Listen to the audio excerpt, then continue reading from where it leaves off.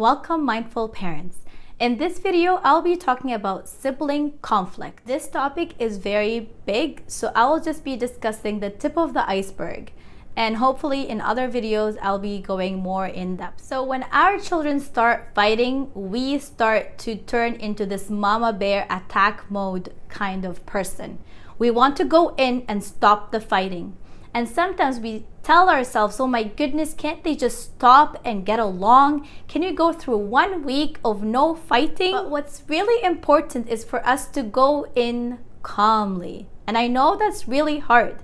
So unless they are physically hitting each other, go walking to the situation. Take a deep breath while you're walking. Get your brain kind of slowing down and calming down. So when you go there, you're not angry and you're not trying to stop the conflict. If they are physically hitting each other, of course, go in and stop it with your hands. Either go in the middle and say, oh my goodness, you guys are really angry, and stop them. So you need to stop the physical touching, the physical hurt before you can do anything. It's important for us to know that when we hear them fighting, we will not rush to solve the problem.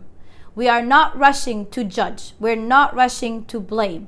We're not going to say things like, you know better. Why are you doing that? We're not going to say, you're the big brother, or go on timeout.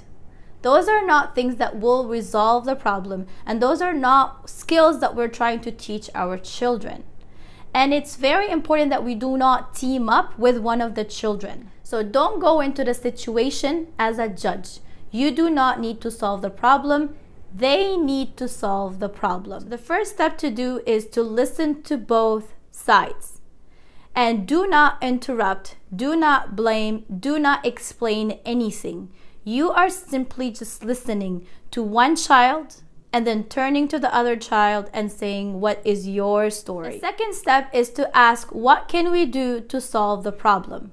You're not offering solutions. You are asking them for solutions. They need to come up with what will fix their problem. The third step is to restate what they have said. So for example, if they're playing with Lego and one says, I want those two guys, and the other one says that he wants one of those guys, you can simply say, oh, I see. So you are saying you want those two Lego guys, and he is saying that he wants one of your Lego guys. After restating what the conflict is or what they're thinking, ask them for a solution. What do they think will solve the problem? Fifth step is to ask if they are both agreeing on the solution.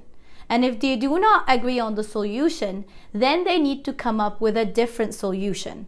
You do not solve the problem for them. Remember, they need to solve the problem.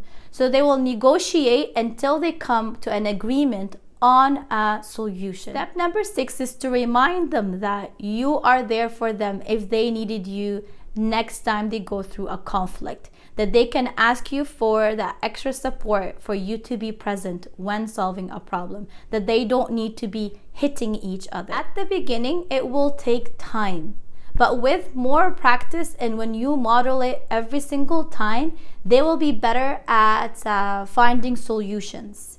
So continue, be consistent, and remember, you're not the judge.